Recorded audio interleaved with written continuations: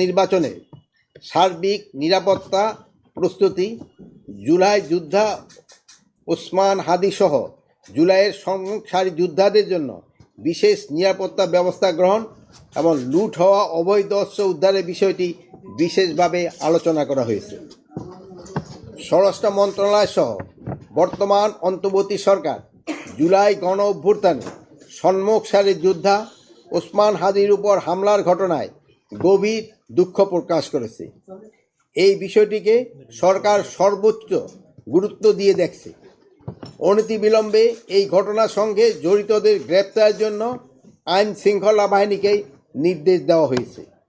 আশা করছি অতি দ্রুত সময়ের মধ্যে আমরা দুষ্কৃতিকারীদের গ্রেপ্তার করে আইনের আওতায় নিয়ে আসতে পারব।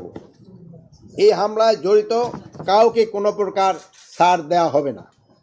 এই বিষয়ে আমরা জনগণকে সার্বিক সহযোগিতা পাবো বলে দৃঢ় বিশ্বাস করি। ওসমান হাদির উপর আক্রমণের ঘটনা আসন্ন জাতীয় সংসদ নির্বাচনকে বাধাগ্রস্ত করার অপপ্রয়াস বলে আমরা মনে করি।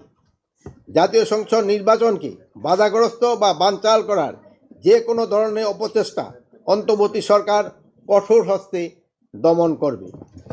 বর্তমানে অন্তর্বর্তী সরকার জুলাই গণ অভ্যুত্থানে সম্মুখ সারি যোদ্ধাদের নিরাপত্তা নিশ্চিতে বদ্ধপরিকর।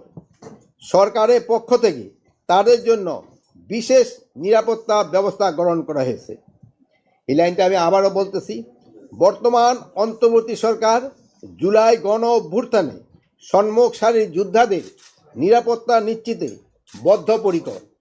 সরকারের পক্ষ থেকে তাদের জন্য বিশেষ নিরাপত্তার ব্যবস্থা গ্রহণ করা হচ্ছে।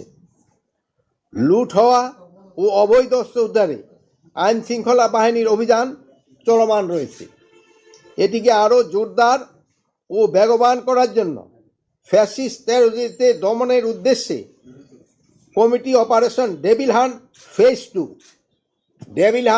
ফেজ 2 অবিলম্বে চালু করার সিদ্ধান্ত গ্রহণ করা হয়েছে। হত্যার সাথে জড়িত তাকে যদি কেউ ধরে দিতে পারে তার জন্য সরকার 50 লক্ষ টাকা পুরস্কার ঘোষণা করেছে। তারপরে এই রেগুলার অ্যারেস্ট ফ্যাসিস্ট অ্যারেস্টের সংখ্যা বাড়াতে হবে। ওসমান হাদির গুলিবিদ্ধর সাথে যারা জড়িত তাদের ধরে দিতে পারলে 50 লক্ষ টাকা জড়িত। আপনারা সবাই ওসমান হাদির জন্য দোয়া করবেন। উনি ক্রিটিক্যাল কন্ডিশন অবস্থায় আছে। আমাদের সবার দোয়ায় আল্লাহ দিলে উনি আবার আমাদের মাঝে ফিরে আসতে পারবে। হাতিয়ার ইস্যুর ক্ষেত্রে এতদিন শুধু সরকারি কর্মচারীদেরই হাতিয়ার দেওয়া হতো। এখন যারা ইলেকশনে পার্টিসিপেট করবে এবং তারাও যদি হাতিয়ার চায় তাদেরও হাতিয়ার আমরা লাইসেন্স তাদের আমরা দিব। যারা ইলেকশনে পার্টিসিপেট করে তাদের যদি হাতিয়ার আমাদের কাছে জমা থাকে ওইগুলিও আমরা তাদের ফেরত দিব। এটা ব্যক্তিগত আগ্নেয়াস্ত্র। আসামি ধরার প্রক্রিয়াটা চলমান আছে। আমরা আশা করি আপনাদের সহযোগিতায় খুব তাড়াতাড়ি হয়তো তারা ধরতে পারবে। তারেক রহমান হলো 25 তারিখে আসবে, তার নিরাপত্তা নিয়ে এক ধরনের শঙ্কা রয়েছে, সেটা নিয়ে আপনাদের কি তার নিরাপত্তার ব্যাপারে কোনো শঙ্কা নাই। তার নিরাপত্তা ব্যাপারে যত ধরনের প্রস্তুতি নেয় আমরা নিব।